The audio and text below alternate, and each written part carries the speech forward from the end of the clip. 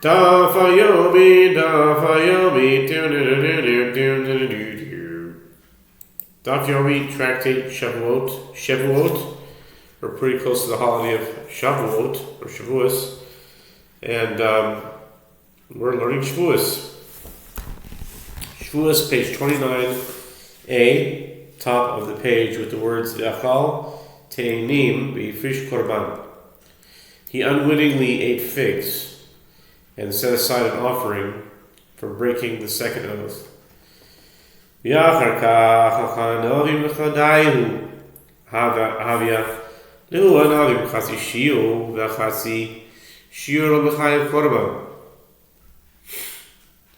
Hachanabi כגון דאמר שבוע שלא אוכל 10 וחזר דאמר שבוע שלא אוכל 9 ואכל 9 והפריש קורבן ואחר כך אכל עשירית הבילה עשירית חצי שיר וחצי שיר לא מחייב.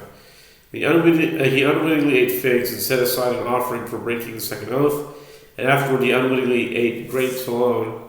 He is exempt from liability for breaking the first oath. The grapes are tantamount to a half measure of this first oath, which was not to eat figs and grapes together.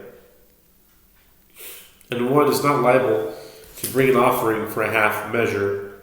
Here also, where he said, on my oath, I will not eat 10. And then he said, on my oath, I will not eat 9. And he ate 9. And set aside an offering for breaking his second oath. And later he ate the 10th. This 10th is tantamount to a half measure of his first oath, and one is not liable to bring an offering for a half measure. And that's the end of that. New Mishnah.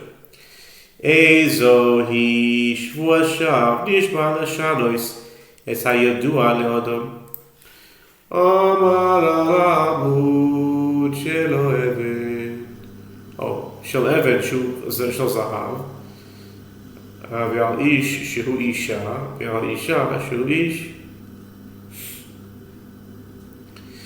Which is an oath taken in vain, mentioned in the previous Mishnah, 27b. It is when one takes an oath to deny that which is known to people to be true. For example, one says about a stone column that is made of gold, or about a man that he is a woman, or about a woman that she is a man. Nishba al davar she'i efshar lo im lo ra'iti גמל שפורח באוויר, ואם לא ראיתי נחש כקורת בית הבד. Another type of oath taken in vain is when one takes an oath about a matter that is impossible. For example, if he says, I did not see a camel flying through the air. Or, if I did not see a snake as large as the beam of the olive press. Amar le'edim ba'o ve'iduni shvua shelo ni'decha nishba levatel et hamitzvah shelo la'asos suga v'shelo he told Lulav v'shelo l'nech tefillin zo hi Shevuat shav shechayiven al zidona makos al shirasa patur. In the case of one who said to witnesses, come and testify for me, and they replied, on our oath we will not testify for you, that is an oath taken in vain because it involves taking the oath to refrain from performing a mitzvah. Other examples of this include an oath not to build a sukkah, or not to take a lulav, or not to don phylacteries. This type of oath is an oath taken in vain, for which one is liable to receive lashes if he takes the oath intentionally, and for which he's exempt if he takes it unwittingly. Shevuos she'ochel kika zo. Shevuos she'ochel ena rishona Shevuos bitoi v'ashniya Shevuos shav. If one said, on my oath, I will eat this loaf, and later said, on my oath, I will not eat it, the first oath is an oath on an utterance, and the second is an oath taken in vain, as he took an oath to perform an action that would violate his previous oath. Achla avar al Shevuos shav, lo achla avar al Shevuos bitui. If he ate it, he violated the prohibition against taking an oath in vain.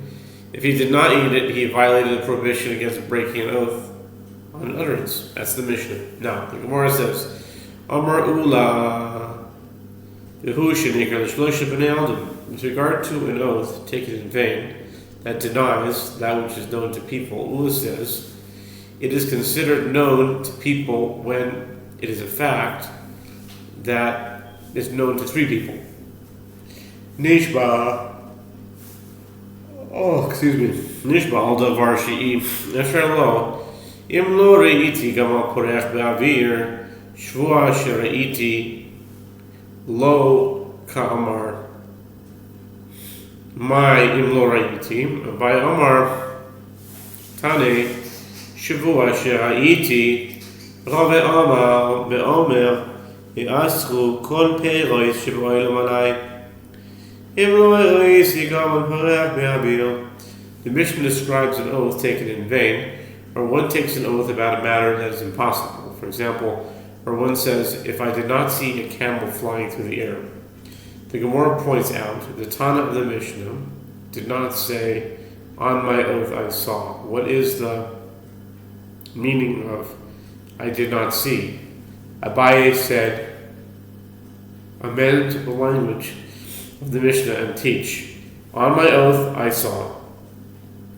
Rava said this is part of a larger statement where one says, let all the produce in the world be prohibited for me if I did not see a flying camel through the air. Okay. Amar le Ravina Lamashi Vitil Mahai Gav Tzipoiro Rabba Chazi Ve'as Tigle Shema Gamla V'chika Bishtaba Aleti Dira Ishtaba. With regard to the oath, if I did not see a camel flying through the air, Ravina says in Rashi, perhaps this man who took this oath saw a great bird and named it for himself, camel. And when he took the oath according to his own understanding.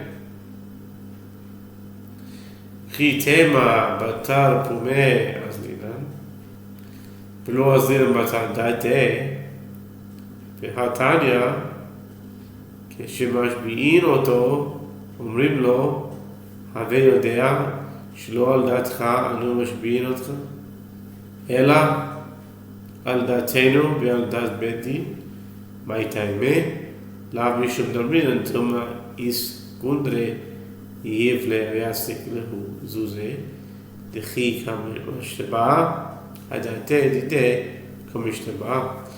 And if you would say that we follow his mouth,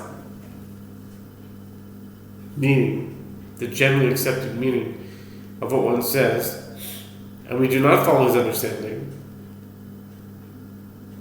meaning his own private meaning, but is it taught otherwise in the Braita when they administer an oath to him in court?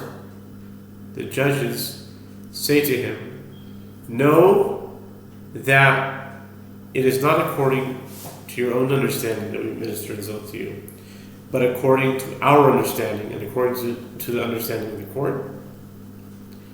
What is the reason they say this?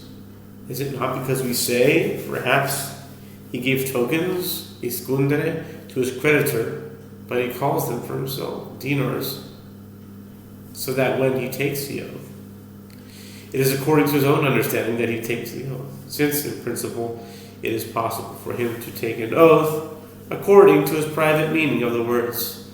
The court insists that the oath it administers is to be understood according to the words' generally accepted meaning. Law. Hasu Mishum Kanya Delanan. Rav Ashi replies, no. The reason the court admonishes the oath taker is not that the oath can be interpreted according to a private meaning. There, when the court administers an oath, they explain that it is according to their meaning due to deceptions like that of the reed in Ravi's court. In that incident, someone handed his creditor a hollow reed, which he had secretly filled with coins, to hold for him, and proceeded to take an oath that he had given him the money owed to him, whereupon he took back the reed, as the creditor was unaware of its contents. Sneaky, sneaky. The court admonishes oath takers so that they do not think that they have fulfilled their obligation to take an oath if they engage in such chicanery.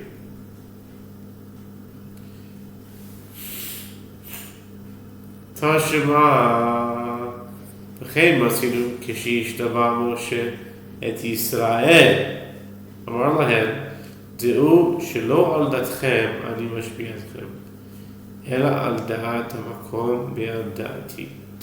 ואמרי, למה להו קיימו מאי דאמר דנועה.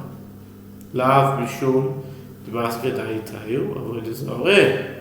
The Gemara suggests coming here at right. And so we found that when Moses administered an oath to Israel that they would keep the Torah, see Deuteronomy 29, verses 9 through 12.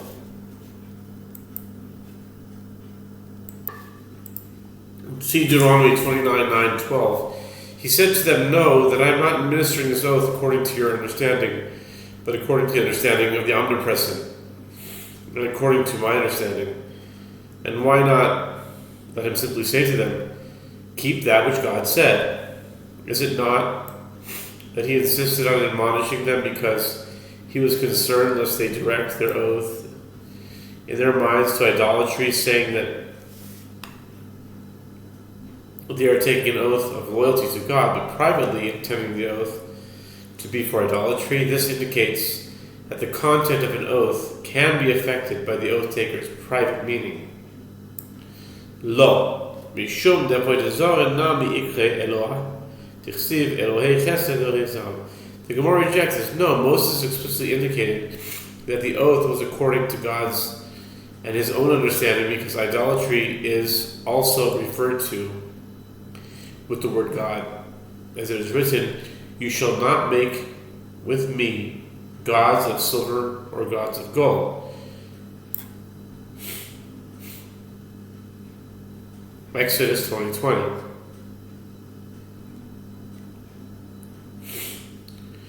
Therefore, the generally accepted meaning of the oath is ambiguous. V'leima lehu kaimu toire chada toire v'leima kaimu shtei toires Torah chatas Torah's asham kaimu kol Torah kula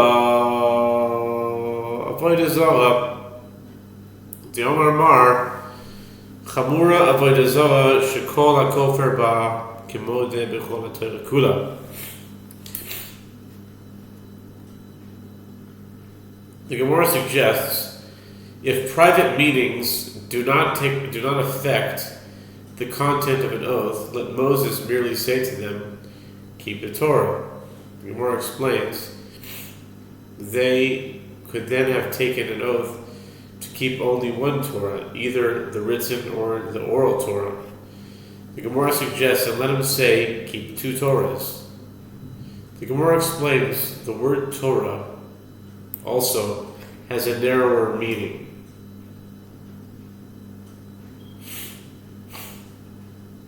Of a set of halakhic procedures.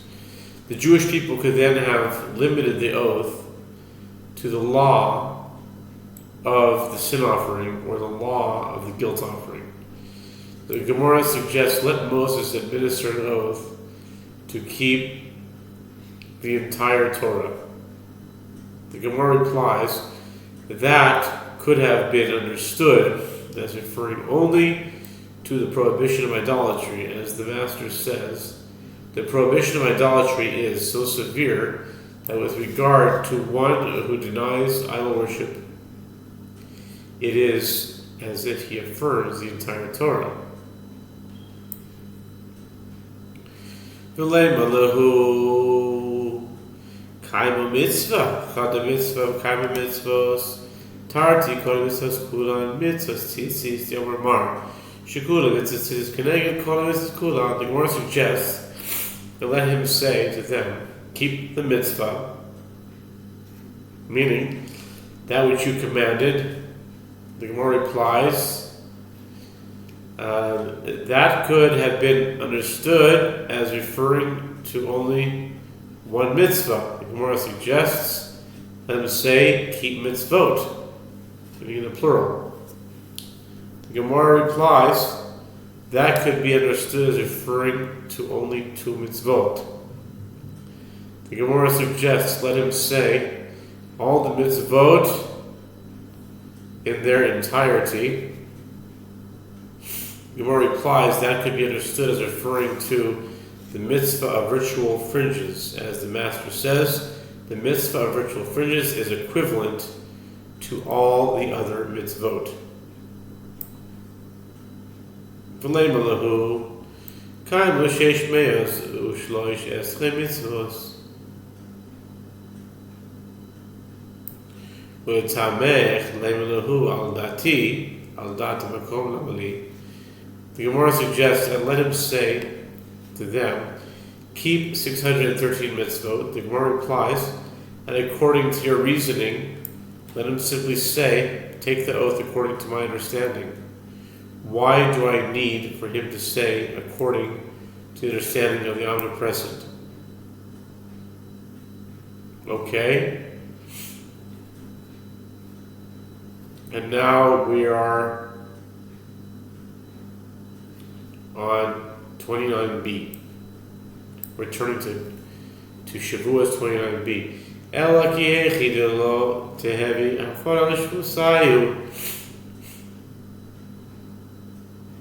Rather, Moses administered the oath in this manner so that there would not be any possibility of the nullification of their oath. An oath taken with public consent cannot be dissolved.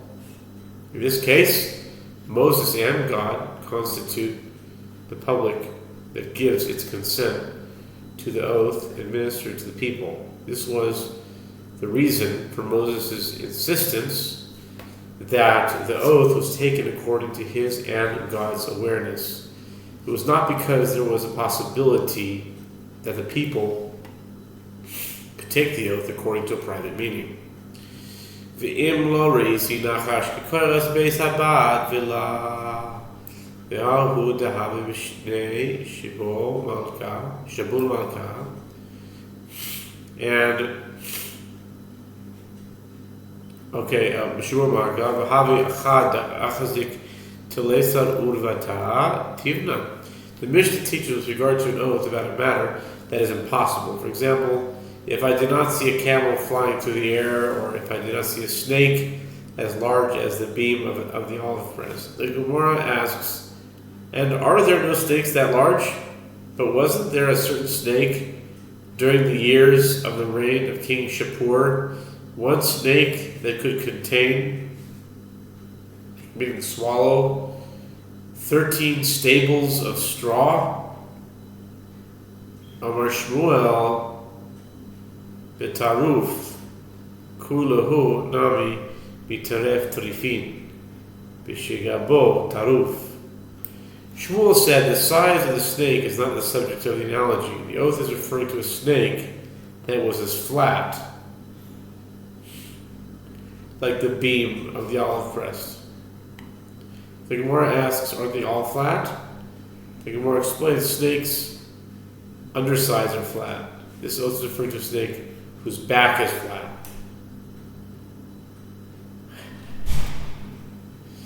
Okay. Shvuah shofel kikar zo, shvuah shloch lana kule hashta mishum shvuas Bita b'chayev mishum Shevuos shav lo b'chayev. Hariyat Shevuos lo shav. The Mishnah teaches if one said, "On my oath I will eat this loaf," and later said, "On my oath I will not eat it." The first oath is an oath on an utterance, and the second is an oath taken in vain. If he ate the loaf, he violated the prohibition against taking an oath in vain.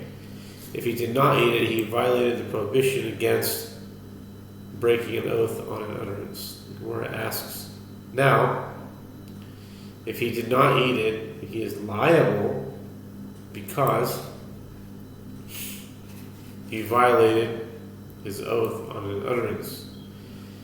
Is he not also liable for an oath taken in vain?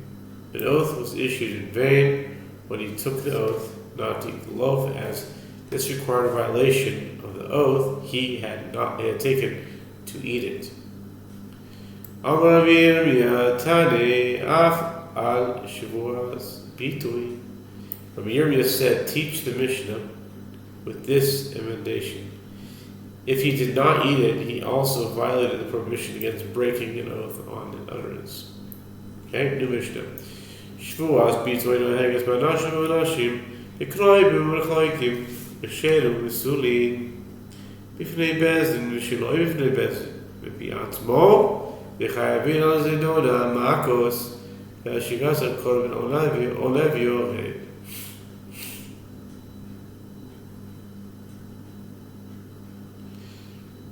As opposed to the halachot of an oath of testimony, which will be discussed in the following chapter, the halachot of an oath on an utterance apply to men and to women, to relatives and to non-relatives, to those who are fit to testify and to those who are disqualified, whether the oath is taken in the presence of the court or not in the presence of the court, meaning when one takes an oath on his own, at his own initiative. And for violating an oath intentionally, one is liable to receive lashes, and for doing so unwittingly, he is liable to bring a sliding scale offering.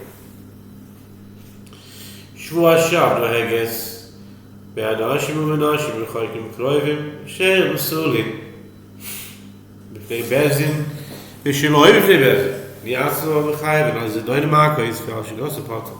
Liability for an oath taken in vain applies to men and to women, to relatives and to non-relatives, for those who are fit to bear witness and to those who are disqualified. Whether the oath is taken in the presence of a court or not in the presence of a court, and also when one takes an oath on his own.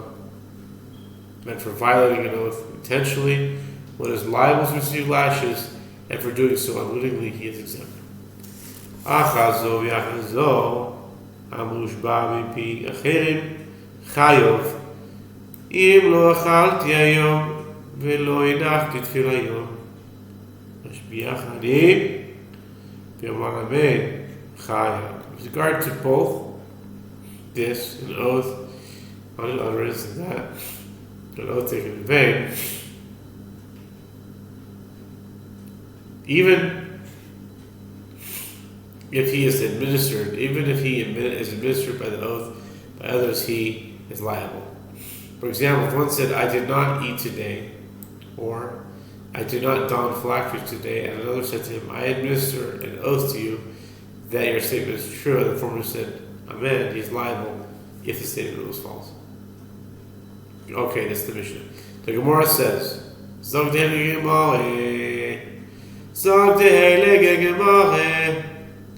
Amar Shmuel, Kol ha'one amen, achar shvua kemotzi shvua mipiv dami, tichtiv v'amra isha amen amen.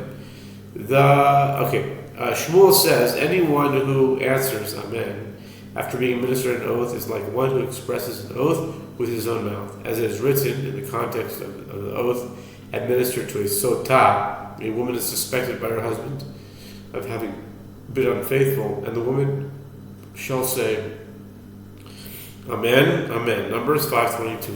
Amar Papa b'shmei derove masni sinuvai senabi deka diktani shvuas edus naheges b'anashim lo b'nashim ברחוקים ולא בקרובים, בכשרים ולא בפסולים, ואין נהגס אלא ברואין להעיד, בפני בית דין שלא, ושלא בפני בית דין, מפי עצמו ומפי אחרים אינן חייבים עד שיחברו בהם בית דין דברי רבי מאיר. Rav Papa said in the name of Rava, an inference from the Mishnah and Braita also support this when they are read precisely. As it's taught in the Mishnah 30a, the oath of testimony is practiced with regard to men, but not with regard to women, with regard to non-relatives of the litigants, but not with regard to relatives, with regard to those fit to testify, but not with regard to those unfit to testify due to a transgression that they performed.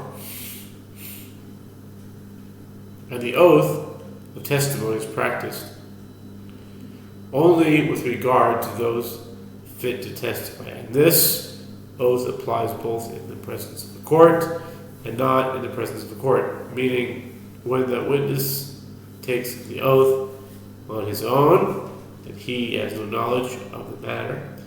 But if an oath is administered to the witness by others, they are not liable until they deny knowledge of the matter in court and take an oath to that effect. This is the statement right there. Betanya b'Braisa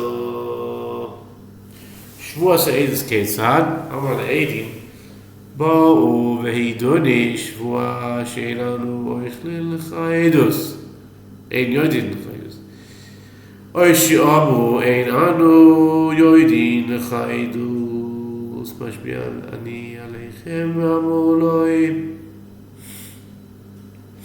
Amen. Bein b'fnei beis din, bein shelo b'fnei beis din, bein b'pi atzmo, bein b'pi achirim, kevon shekavu behen chayovim divrei Rabbi Meir. Before stating the inference from the Mishnah, Rav Papa cites the Braita, and it is taught in the Braita with regard to an oath of testimony. How is one liable to bring a sliding scale offering? A person said to witnesses, come and testify for me. They replied, on our oath, we do not know any testimony that concerns you, meaning we have no knowledge of the matter. Alternatively, they said, we do not know any testimony that concerns you. And he said to them, I administer an oath to you. And he says to them, Amen, whether this oath was taken in the presence of a court, or whether it was not in the presence of court, whether it was taken by each witness by himself, or whether it was administered by others, once they deny knowing testimony that they in fact knew, they are liable. This is the statement of Rabbi Meir. Kashiana dadi. Amen. Amen. Rav Papa asks, aren't the Mishnah and the Braita difficult as they contradict each other? According to the Mishnah, one is liable when the oath is administered by others, only if it takes place in the presence of a court. While according to the Braita, one is liable even not in the presence of a court. Rather, isn't it correct to conclude from it that this statement in the Braita, where he is liable even not in the presence of a court, is referring to one who answered amen to the administered oath. That statement in the Mishnah is referring to one who did not answer amen and is therefore liable only in the presence of a court. You are affirmed to conclude from it that it is so. Amar Rabbi Mishmei Rabbi. Amar Rabbi Mishmei Rabbi. Bestisam. Dachanami Daika. The Katani. Shevuos bitoin nehagis. V'nashim v'choyim. Shem sum. B'nei bezdin. V'shelo. B'nei bezdin. B'nei. מפי עצמו יאים, מפי אחר לא, תני ספר, זה וזה מושמע מפי אחר חייל. Ravina said the name of Rava. The Mishnah that is here, 29b, also may be read precisely to support this point, as is taught in the Mishnah, the halachot of an oath on it applies to men and to women, to relatives and to non-relatives, to those who are fit to testify, and to those who are disqualified, whether the oath is taken in the presence of a court or not in the presence of the court. Meaning, when one takes an oath on his own, at his own initiative, Ravina states his inference on his own, yes, but administered by others, no. And it is taught in the last clause of the Mishnah with regard to this, an oath on an utterance, and that, an oath taken in vain, even if he is administered by an oath by others, he is liable. Kashya dadi, elalash mamina, hadiana amen, hadilo ana amen. These statements in the Mishnah are difficult, as they contradict each other. Rather, isn't it correct to conclude from it that this latter clause of the Mishnah is referring to one who answered amen to the administered oath? That former clause is referring to one who did not answer amen, and is therefore liable only in the presence of the court. And Shevuos, my kamash melan, dukia, the mestisin kamash melan. The Gemara asked, but since his statement can be derived from Tanaitic sources, what is Shmuel teaching us? The Gemara answers, he is teaching us the precise reading of the Mishnah. Since that halacha is not stated explicitly in the Mishnah, Shmuel saw it fit to state it. Hadron alach Shevuos Shtayim. We now conclude the chapter of Shevuos Shtayim, and we move on to the next chapter, the Tractate of Shevuot. I don't know right now, but we'll find out pretty soon. God willing.